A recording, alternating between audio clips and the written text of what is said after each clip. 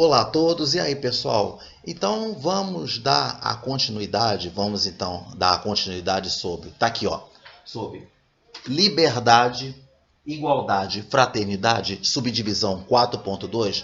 Vamos falar agora a respeito de debater em termos sociológicos, mais uma dica aí, né, nesse lema, né, liberdade, igualdade, fraternidade, que no 4.1, na subdivisão 4.1, foi falado a respeito desse lema, desses três ideais, né, dessas três palavras fortes, né, que marcaram a Revolução Francesa, e foi falado em termos históricos, né? Então, que o professor ele pode, antes de continuar, aliás, antes de ele introduzir esse lema, que é um assunto muito importante dentro da disciplina de sociologia, não só de sociologia, como de história. Então, dar um início em termos históricos para poder se fazer entender, para que o aluno ele consiga entender, para que o estudante entenda, tanto no ensino médio quanto no ensino superior, né? E o que acontece? Então, quando se entende, só vai conseguir entender a liberdade, igualdade e fraternidade em termos sociológicos se não fizer, assim, se fizer uma introdução em termos históricos, tá? Sobre esse assunto. Então vamos lá. Então, como é que seria debater? Como é que o professor poderia introduzir esse capítulo em termos sociológicos? Como é que seria? Então vamos dizer o seguinte, que o professor ele poderia chegar em sala de aula e dizer assim, que vamos dizer que ele pode assim até escrever no quadro também dessa frase que é assim, que há mais de 200 anos, né, era aprovada a Declaração dos Direitos do Homem e do Cidadão, né, baseado nesses três ideais aqui, tá aqui ó, liberdade, igualdade e fraternidade, era aprovada a Declaração dos Direitos do Homem e do Cidadão, tá aqui ó. Então, em termos sociológicos, nós vamos, né, abordar esses pontos aqui, tá? Foi falado aqui na declaração. Vamos, né, sempre enfatizando, sempre repetindo, para que fique bem assimilado sobre o iluminismo, burguesia e nobreza. Só para poder dar só tipo como se fosse um resumo, não estender muito, porque esses três pontos foi falado, iluminismo, burguesia e nobreza, foi falado lá nos termos históricos e no assunto que trata de ideologia na parte 3, né, subdividida em 4 partes, né, que foi falado muito de maneira mais profunda a respeito desses 3 pontos, tá certo? Mas pode ser falado aqui então essa é a dica que eu dou, né, para poder sempre recapitular sobre o que é iluminismo, burguesia e nobreza, para ficar bem assimilado, para poder entender esses 3 ideais aqui, tá? Então, aí temos aqui liberdade, igualdade e fraternidade. Vamos saber a definição, um conceito de cada um deles. O que é o conceito, definição de liberdade, conceito, definição de igualdade e de fraternidade, tá? E depois nós vamos fazer uns exemplos marcantes históricos associados, né, aplicações práticas, né, associadas com esses 3 ideais, tá certo? Então é muito interessante muito abordar esse assunto, é um assunto obrigatório, né? Quando se vai estudar sociologia, tá certo? Isso aí e também é um assunto muito que aparece assim em concurso, né, de vestibular, né, até concurso, né, para magistério, tá certo? E outros demais concursos, né, que abordam assuntos, né, em termos históricos e sociológicos, tá? Então é assim.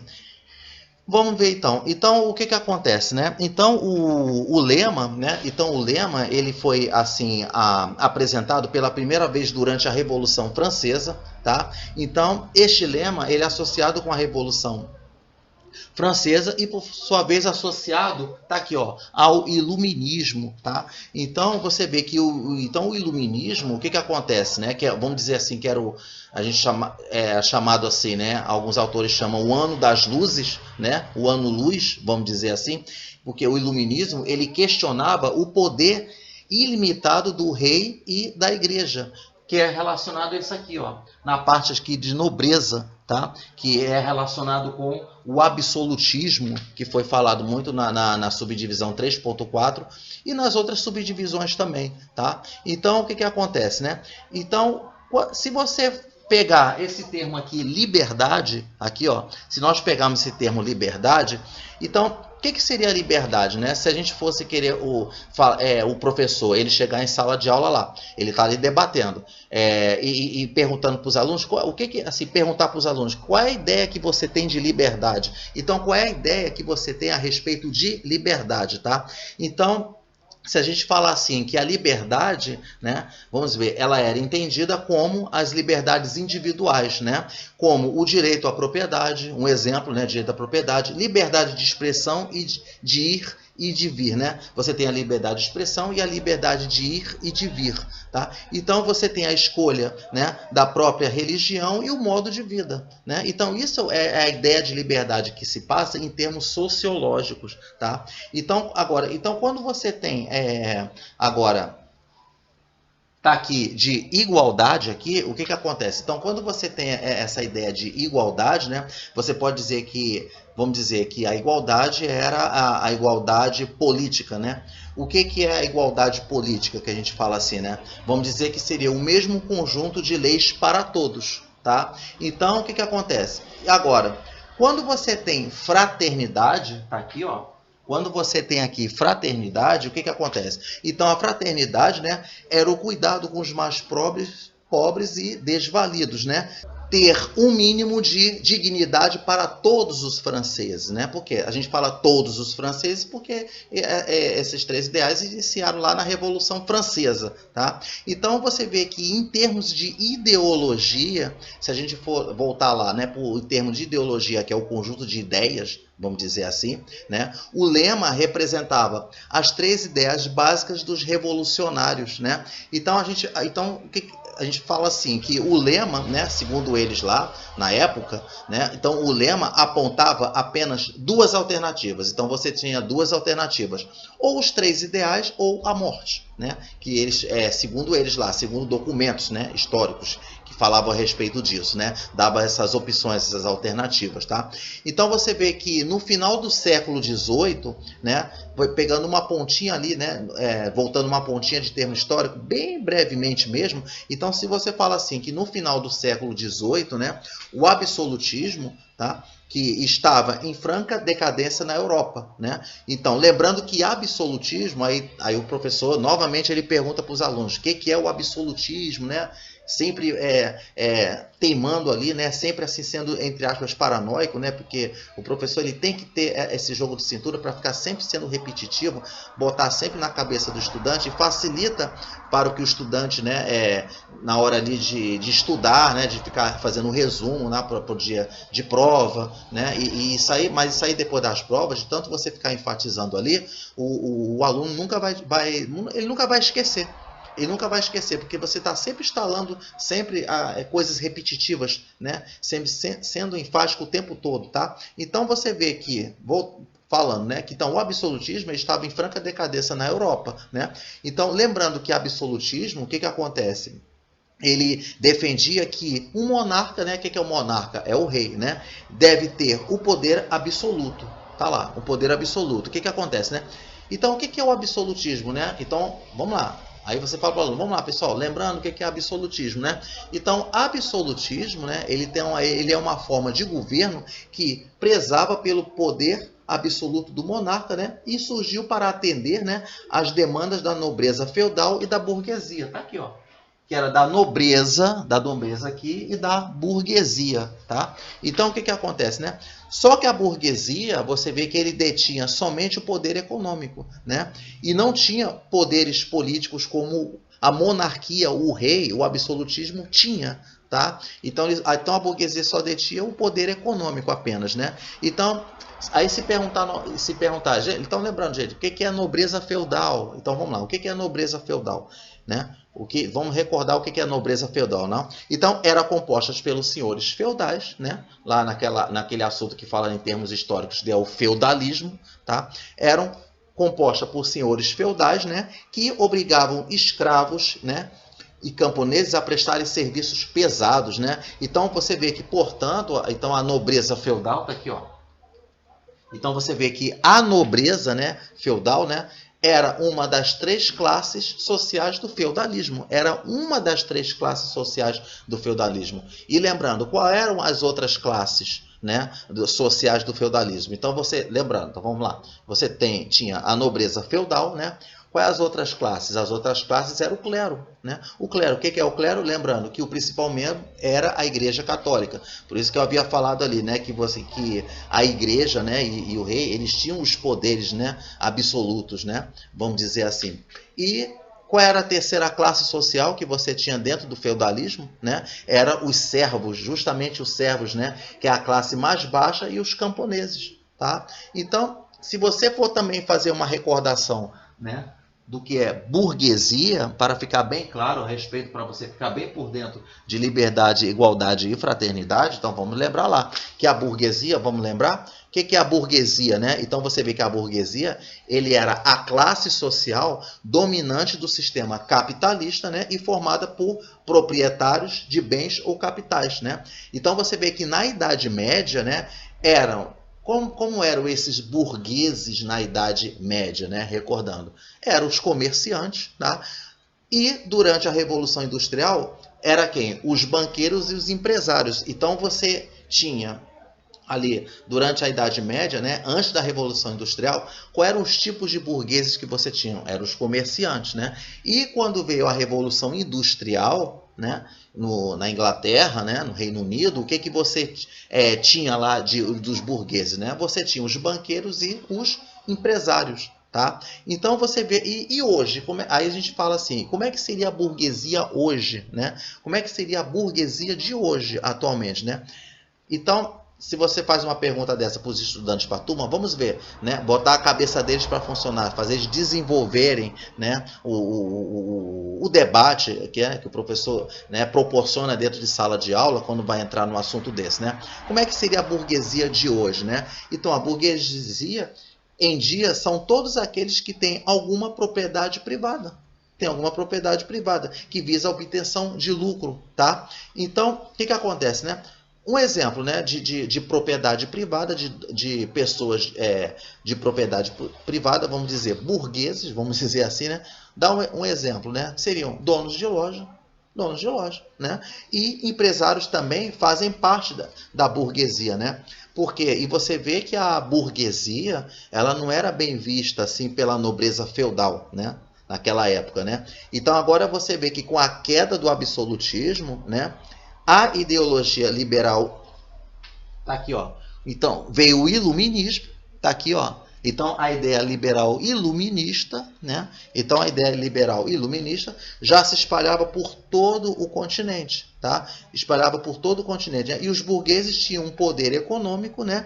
E agora desejavam participação e emancipação políticas, tá? Porque antes lá, né, durante assim o feudalismo, vamos dizer assim, né, a burguesia só detinha, assim, durante o período do absolutismo, então os burgueses só detinham poder econômico, ele não tinha privilégios políticos como o rei tinha, né? Agora não, com a vinda do iluminismo, né, os burgueses não detinham apenas os poderes econômicos, mas como também participação e emancipações políticas, tá certo? Olha só que interessante, né? Como a gente fala sobre isso, como é que uma coisa fica bem claro, né? Quando você estuda um assunto desse, fica uma maneira bem, e você consegue desenvolver o raciocínio. Então, a ideia é você entender o que acontece. Você vê que o lema revolucionário era associado à vida, à liberdade e propriedade, né? Então, quando você fala assim, quando você está ali, né, abordando, né, o professor está abordando liberdade, igualdade e fraternidade, então o que significa, vamos dizer em termos mais práticos, né, em termos assim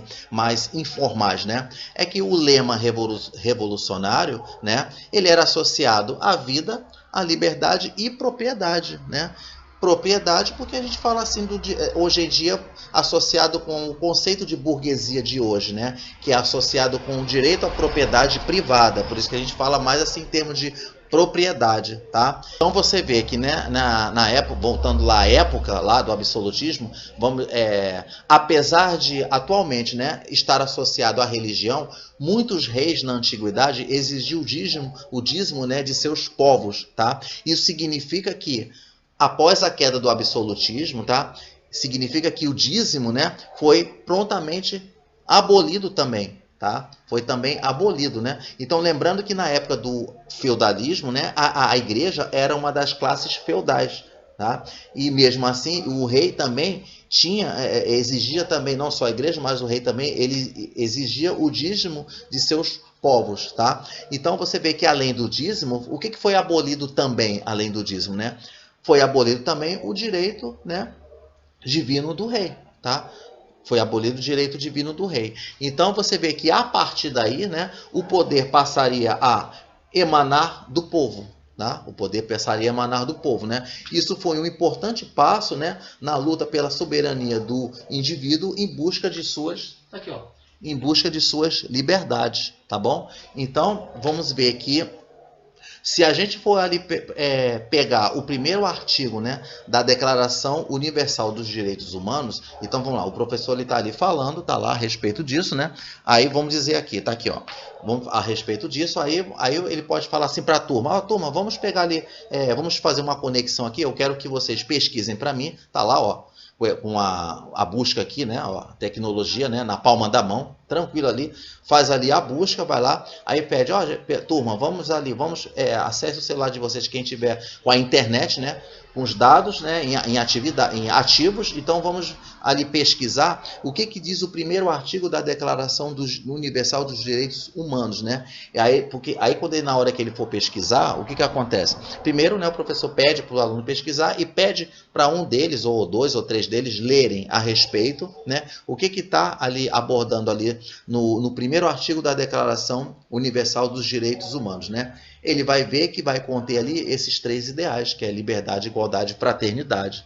tá? Então você vê que vai conter esses três ideais, né? Então o que acontece, né? Que todos os seres humanos, né, nascem livres, né? Eles nascem livres, né? Iguais em dignidade e em direitos. Tá? Então você vê que dotados, né, de razão e de consciência, então quando a gente entra nessa parte de dotados de razão e consciência, eu sou dotado de razão e consciência, penso, logo existo. Olha que interessante, você já coloca, você faz aí uma interdisciplinaridade com a filosofia. Olha que legal como a filosofia, ele dá uma participação bem rápida, né? Uma participação breve aí no estudo da sociologia, quando a gente aborda esse lema, né, revolucionário. Então você vê que quando você tem, né, dotados de razão e de consciência, né, devem agir uns para com os outros, né, e em espírito de fraternidade. Aí você entra nesse ponto aqui da fraternidade, tá? Então, fraternidade é justamente isso, né? Que quando você é dotado de razão e de consciência, né? Você deve agir uns para com os outros em espírito de fraternidade, uma união, como se fosse uma coisa porque fraternidade tem a ligação com irmãos, né? Com coisa de irmão, né? De coisa fraterna, todo ali junto, né? Uns para com os outros, ligado assim, outro significado, né? De solidariedade, tá? Então você vê que outro ponto, né, de movimento, né, pela liberdade, então se a gente for levar já em alguma coisa, já levar para a parte de exemplos marcantes históricos, então o que acontece? Tá lá. Então outro ponto de movimento pela liberdade, né, vamos dar um exemplo, você tem, por exemplo, a libertação dos escravos, né, adotada em 1863 nos Estados Unidos, tá? Então, o que você tem, né? O que você tem ali na parte ali, em termos de Brasil? Você tem a Lei Áurea, né? A Lei Áurea, né? Libertando os escravos no Brasil em 1888. Em 1688, tá? Então, foi o último país das Américas a abolir completamente a escravidão, tá? Então, você vê que o Brasil ele foi o último país das Américas a abolir completamente a escravidão, tá?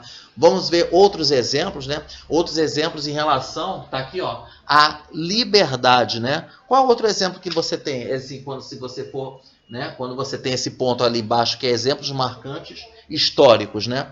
Outros exemplos, por exemplo, você tem cientistas prezam sua liberdade de pesquisa, tá?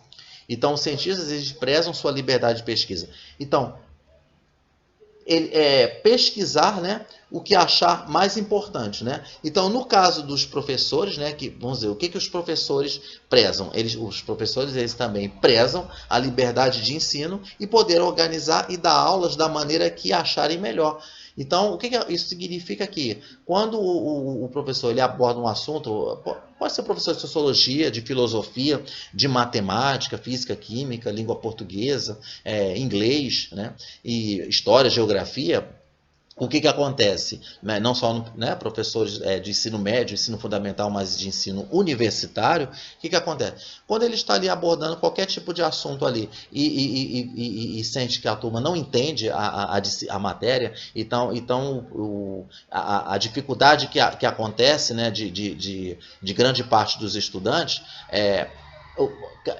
estimula o professor a mudar o plano de aula, a mudar o seu planejamento, a sua forma de ensinar, ele muda a metodologia de ensino, ele vai cada vez mais evoluindo, de forma para que o aluno ele consiga entender o que o professor está falando. Poxa vida, a minha turma não consegue entender a minha explicação, então eu tenho que adotar uma outra metodologia de ensino, mudar a minha maneira de ensinar, de transmitir os conhecimentos, quer dizer, ele tem essa liberdade de fazer isso, né? E de elaborar um plano, um outro plano estratégico, né, para que o aluno ele consiga entender de uma maneira mais clara o que o professor está passando, tá? Não só acontece em sala de aula, como também acontece para quem faz palestras também, né? O palestrante, né, ele tem que ter no campo científico, até mesmo no campo religioso, no campo sociológico, no campo filosófico, né? E em outras áreas, né, também, até nas áreas exatas, né? Quando engenheiros, né, vão apresentar algum projeto, né, para um público, por exemplo, então ele tem que ter um programa pré-estabelecido, ele tem que adotar um programa de como ele vai transmitir os conhecimentos de modo que todos entendam, tá? Então existe essa sensação de liberdade que acontece, né? E isso aí é dado pela razão e consciência, né?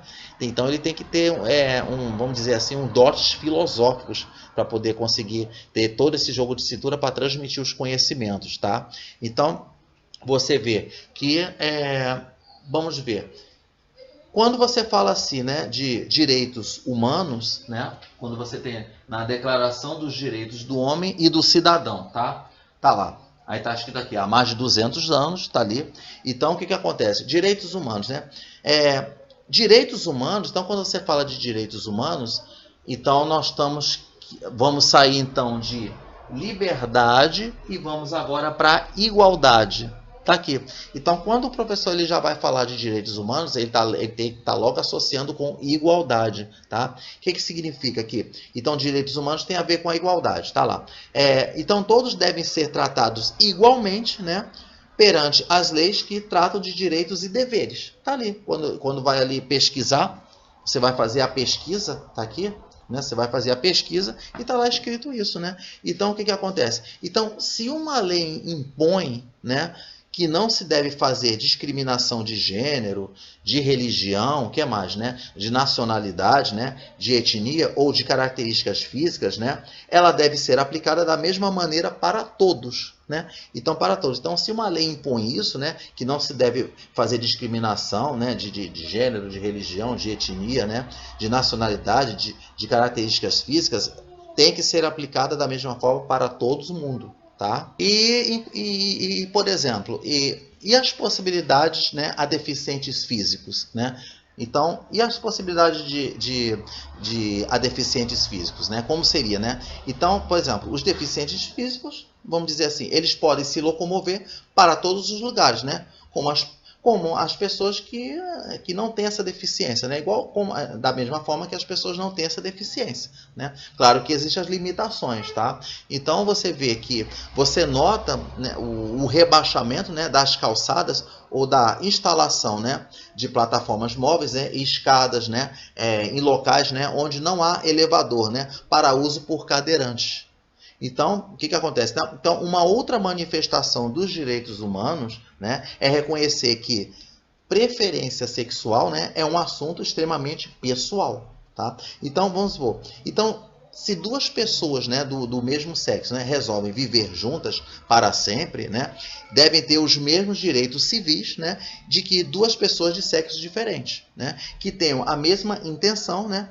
Então é mais uma aplicação da igualdade de direitos. Tá? Então, quando veio, né, essa igualdade de direitos, né, em relação à preferência sexual, abriu a possibilidade, né, de cada vez mais haver casos de adoção. Né? Então você vê que uma coisa é consequência da outra. Né? Por isso que tem aquela relação entre o efeito causa-consequência, que isso aí é algo que vai ser falado numa outra parte, né, da sociologia, que é relacionado com as leis da natureza, vamos dizer assim, né, relacionado às leis da natureza, que vai abordar a respeito sobre isso. E uma dessas leis, né, é o efeito de causa e consequência. Então, quando você tem um exemplo de causa e consequência, é isso, né, que cada vez mais, né, veio os direitos civis, né, em relação, né, a duas pessoas do mesmo sexo, que têm os mesmos direitos civis que entre duas pessoas, né, de sexos diferentes, os heterossexuais, e que abriu a possibilidade de haver adoção, tá? Olha que interessante isso, falar a respeito disso, tá? Então, vamos ver agora, quando a gente fala, vamos ver outros exemplos, né? Outro exemplo, né? Pessoas da União Europeia, né? Pessoas da União Europeia têm o direito de morar em qualquer país, tá? Não há controle da movimentação das pessoas de um país para outro na União Europeia. Tá? Então você vê que universidades, né, eles dão aos seus alunos, né, o direito de fazerem parte de seus cursos em outras universidades em qualquer país da União Europeia. Tá? Então, o que acontece? Vamos então, tá aqui, ao terceiro ideal, que é da Revolução Francesa, que é a fraternidade, tá? Então, o que acontece, né? O que significa, o que ela realmente significa, a fraternidade? O que ela realmente significa, né? Então, podemos também entender como solidariedade, como eu havia falado antes, tá? Então, você vê que em termos sociais, né? Não basta permitir que uma pessoa seja livre e que tenha direitos iguais aos dos outros, né? Então, tá ali. Não adianta, né? Você tem ali, né? Não adianta uma pessoa ela ser livre, tá? E que tenha os mesmos direitos, tá? Iguais ao dos outros, né? É necessário também ajudá-la a se desenvolver. Tá lá. Você já tem de posse lá a liberdade e a igualdade. O que está faltando? Está faltando você a desenvolver, a você ser ajudado a se desenvolver, tá? Então, vamos dizer assim, se a gente for levar assim, vamos pegar um exemplo que aconteceu, um triste exemplo, né? Tivemos no Brasil um triste exemplo, tá? Do que significa dar liberdade sem condições e ajuda para que ela seja exercida, tá? Tá lá, você tem ali a liberdade, você teve ali a liberdade, beleza, né? Por exemplo, como aconteceu na época dos escravos, né? Os escravos, eles foram libertados, né? Graças à Lei Áurea. Então, o que acontece, né? Então, o triste exemplo que eu falo é o seguinte, que você tem a liberdade, mas não houve condições, né? E ajuda para que essa liberdade seja exercida. Como assim, né? A libertação dos escravos, né? Jogou, né, os escravos na sociedade, tá lá, né? Sem a mínima possibilidade, né, de se realizarem como indivíduos. Como assim? Então você vê, o que acontece? Ficaram sem profissão. Né? Eles ficaram sem profissão, né? E sem seu mentor, né? O seu mentor era lá o senhor feudal, vamos dizer assim.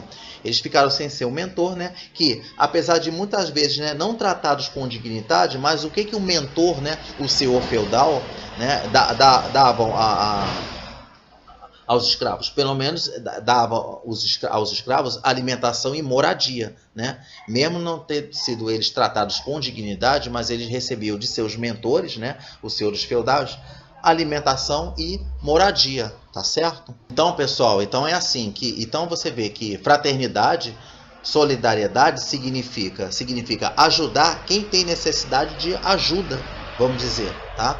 Então, há muitas pessoas e instituições que já fazem isso, né? Então, obras sociais, como creches, asilos, hospitais, né? Eles já fazem isso, tá? Então, se a gente for fazer então a conclusão de tudo isso assim que foi abordado, né? Essas dicas aqui de falar de liberdade, igualdade e fraternidade em termos sociológicos, a gente pode então fazer umas considerações finais, né? Porque bom, a gente pode assim fazer a consideração final fazendo a seguinte pergunta, né? Por que a Revolução Francesa, né, influencia o mundo até hoje, né?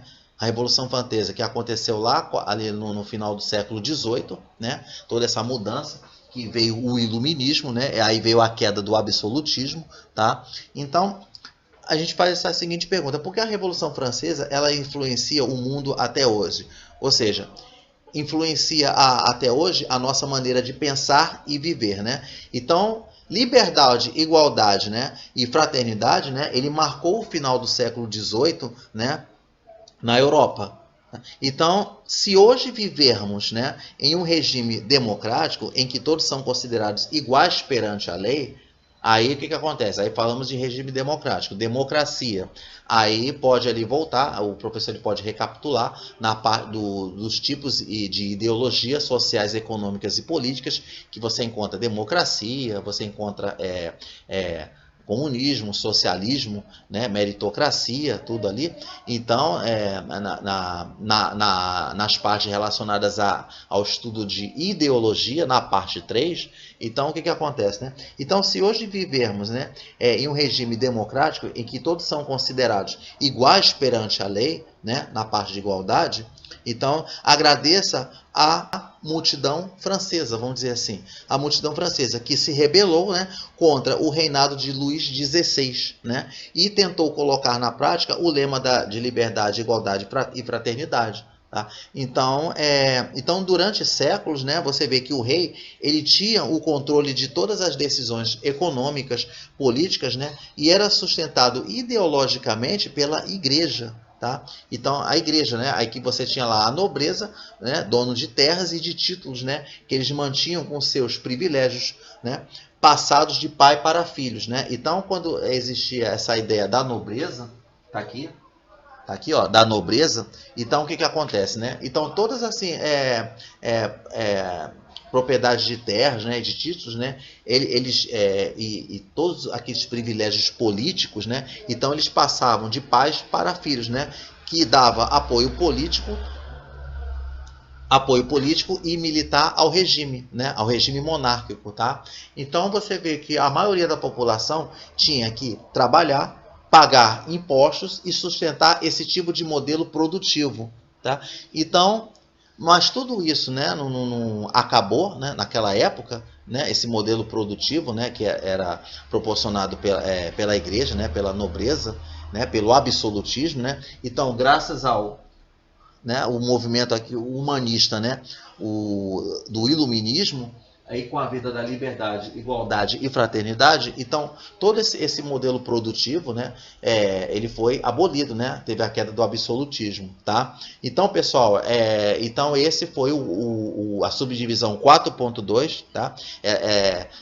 A dica que o professor de sociologia ele pode seguir, desenvolver aqui, lógico, né?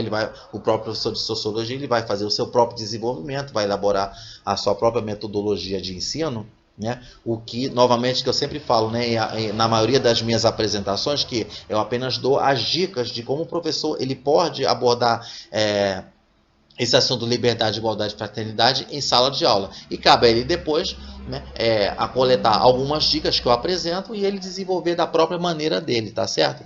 Então, pessoal, muito obrigado, um abraço e até lá!